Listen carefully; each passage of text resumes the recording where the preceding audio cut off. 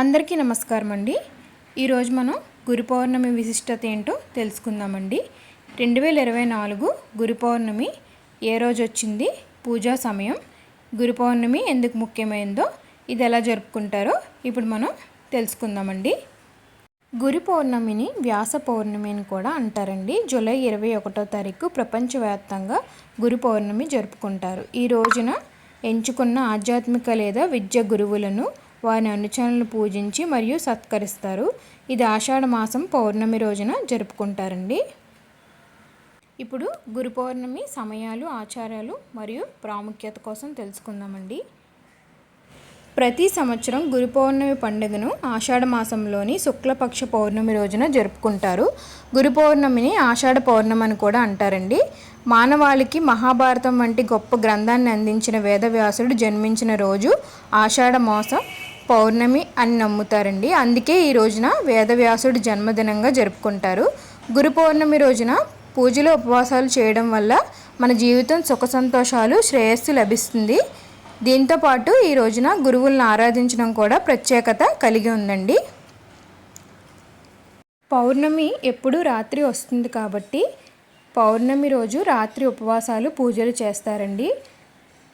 July 20వ తారీఖుని పౌర్ణమి ఉపవాసం చేసుకుని ఆ మరుసటి రోజు 21వ తారీఖుని గురు పౌర్ణమి దాన ధర్మాలు చేయడం చాలా మంచిదండి. ఇప్పుడు పూజా విధానం కోసం తెలుసుకుందామండి.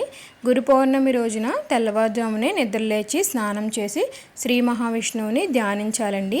ముందుగా విష్ణుమూర్తికి పంచామృత అభిషేకాలు, పసుపు వస్త్రాలు సమర్పించాలండి. పూజ గదిని శుభ్రం చేసుకున్న తర్వాత విష్ణుమూర్తికి, లక్ష్మీదేవికి, వేదవ్యాసుడికి, అలాగే సాయిబాబా విగ్రహాలు ప్రతిష్ఠించాలండి. దీని తర్వాత అన్ని దేవుళ్ళకి చందనం, తిలకం అద్ది కుంకుమ బొట్టుతో, మన అక్షంతలతో, పువ్వులతో పూజ అయితే ప్రారంభించుకోవాలండి. పౌరాణిక విశ్వాసాల ప్రకారం గురు పౌర్ణమిని మహాభారతాన్ని రచించిన మహర్షి వేదవ్యాసుడు పుట్టినరోజుగా జరుపుకుంటారు. అందుకే ఈ రోజున వ్యాస పౌర్ణమి అని కూడా అంటారు. ఈరోజు వేదవ్యాసుడిని 4 వేదాలు రచించాడని నమ్ముతారండి. ఈ రోజున గురువు తన శిష్యుడు కూడా దీక్ష ఇస్తాడు. ఈ రోజున ప్రతి ఒక్కరూ తన గురువులను పూజించాలండి.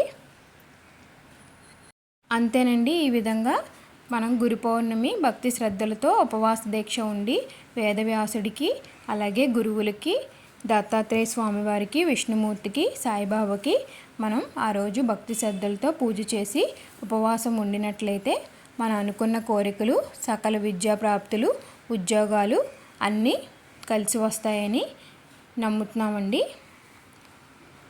మరి మా వీడియోస్లో కంటెంట్ అంత అనిపిస్తే మా వీడియోస్ని లైక్ చేయండి, షేర్ చేయండి. మరిన్ని వీడియోల కోసం మా ఛానల్ని సబ్స్క్రైబ్ చేయండి. ధన్యవాదాలు.